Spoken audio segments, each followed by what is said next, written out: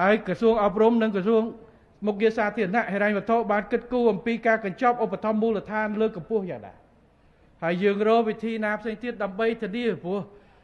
ការលំបាកនៅមូលដ្ឋានដាច់ស្រយាលប្រៀបធៀបជាមួយរាជធានីខេត្តគឺជាមួយក្រុងស្ថាប័នយើងខុសគ្នាអញ្ចឹងដើម្បីផ្ដល់លទ្ធភាពលោកគ្រូអ្នកគ្រូបានទៅការពង្រាយសំខាន់ដែរ